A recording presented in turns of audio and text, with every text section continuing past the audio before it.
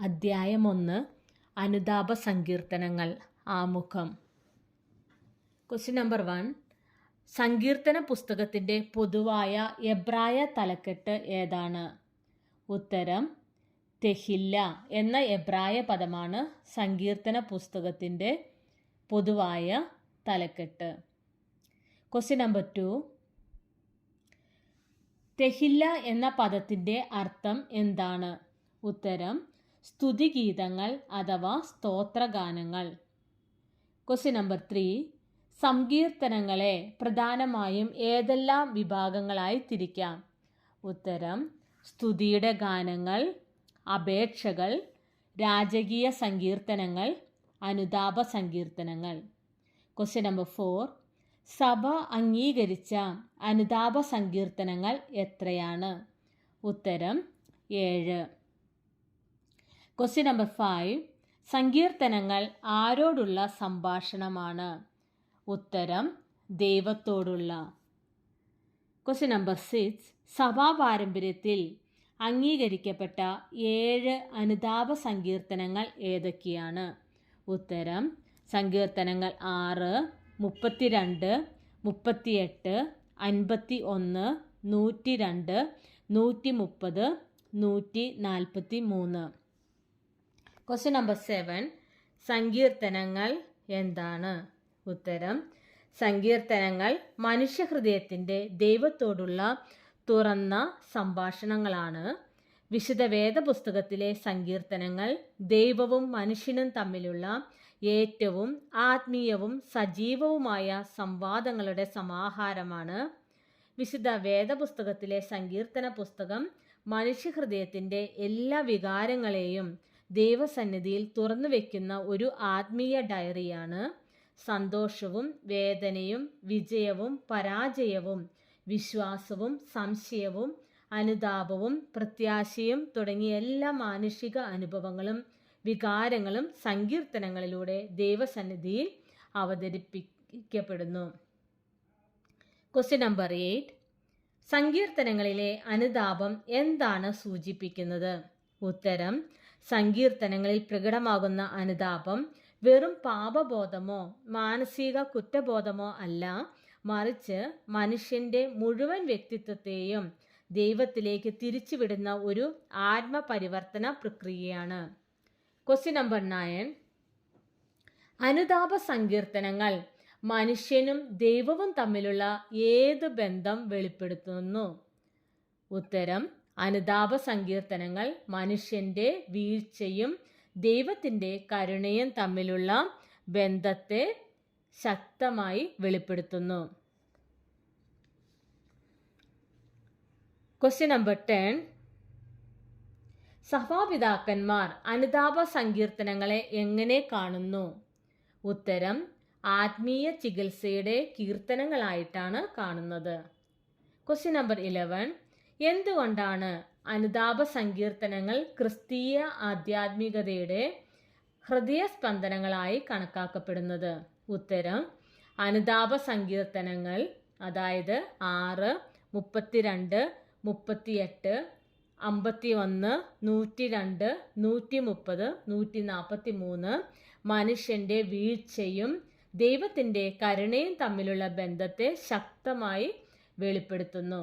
ഈ സങ്കീർത്തനങ്ങൾ പ്രാർത്ഥന മാത്രമല്ല, മറിച്ച് സഭാപിതാക്കന്മാർ അവയെ ആത്മീയ ചികിത്സയുടെ കീർത്തനങ്ങളായിട്ടാണ് കാണുന്നത്. അതുകൊണ്ട് തന്നെ അനുതാപ കീർത്തനങ്ങൾ ക്രിസ്തീയ ആധ്യാത്മികതയുടെ ഹൃദയ സ്പന്ദനങ്ങളാണ്. Question number 12. സങ്കീർത്തന പുസ്തകത്തെ ആത്മീയ ഡയറി എന്ന് വിളിക്കുന്നത് എന്തുകൊണ്ട്? ഉത്തരം വിശുദ്ധ വേദപുസ്തകത്തിലെ സങ്കീർത്തന പുസ്തകം മനുഷ്യഹൃദയത്തിൻ്റെ എല്ലാ വികാരങ്ങളെയും ദൈവസന്നിധിയിൽ തുറന്നു വയ്ക്കുന്ന ഒരു ആത്മീയ ഡയറിയാണ്. സന്തോഷവും വേദനയും വിജയവും പരാജയവും വിശ്വാസവും സംശയവും അനുതാപവും പ്രത്യാശയും തുടങ്ങിയ എല്ലാ മാനുഷിക അനുഭവങ്ങളും വികാരങ്ങളും സങ്കീർത്തനങ്ങളിലൂടെ ദൈവസന്നിധിയിൽ അവതരിപ്പിക്കപ്പെടുന്നു.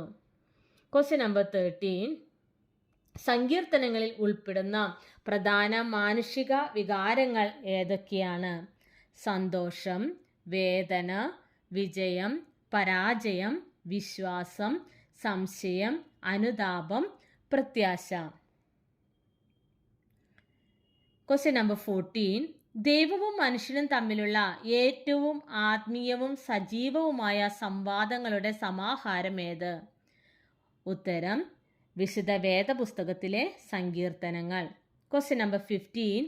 മനുഷ്യൻ തൻ്റെ പാപാവസ്ഥയെ തിരിച്ചറിഞ്ഞ് ദൈവകൃപയിൽ ആശ്രയിച്ച് നിലവിളിക്കുന്ന പ്രാർത്ഥനകൾ ഏത്?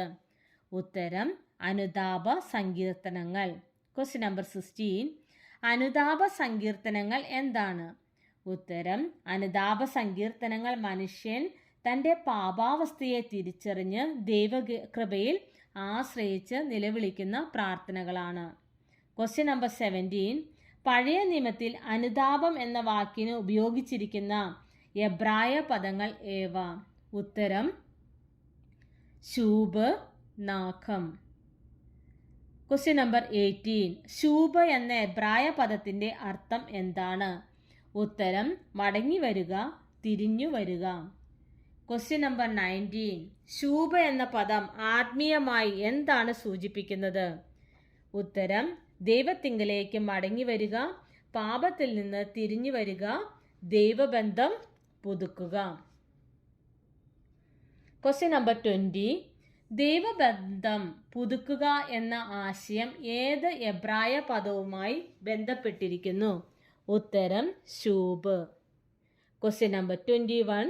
നാഖം എന്ന എബ്രായ പദത്തിൻ്റെ അർത്ഥം എന്താണ്? ഉത്തരം ഖേദിക്കുക, ദുഃഖിക്കുക, മനസ്സലിയുക. Question number 22. നാഖം എന്ന പദം എന്തിനെ സൂചിപ്പിക്കുന്നു?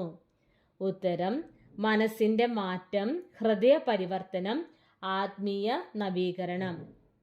Question number 23. ഹൃദയ പരിവർത്തനവും ആത്മീയ നവീകരണവും ഏത് പദവുമായി ബന്ധപ്പെട്ടിരിക്കുന്നു?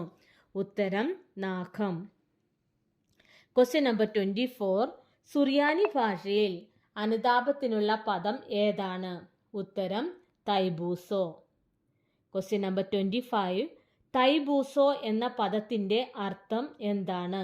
ഉത്തരം തെറ്റിൽ നിന്ന് തിരിഞ്ഞു വരിക, പാപത്തിൽ നിന്ന് എഴുന്നേൽക്കുക. Question number 26.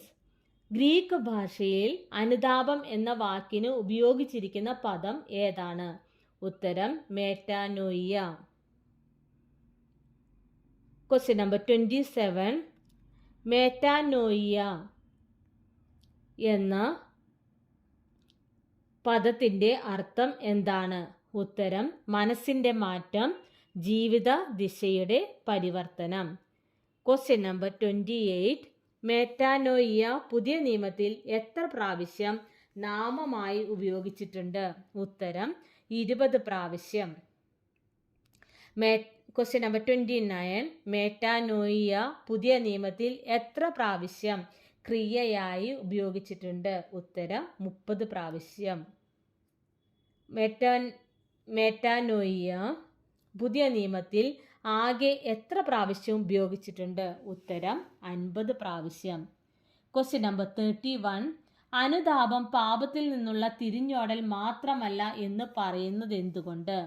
ഉത്തരം കാരണം അത് ദൈവത്തിലേക്കുള്ള മടങ്ങിവരവാണ്. Question number 32. എന്താണ് പാപത്തിൽ നിന്നുള്ള തിരിഞ്ഞോടൽ മാത്രമല്ല ദൈവത്തിലേക്കുള്ള മടങ്ങിവരവ്? ഉത്തരം അനുതാപം. Question number 33. സ്വർണ്ണ നാവുകാരൻ ആര്? മാർ ഈവാനിയോസ്. Question number 34.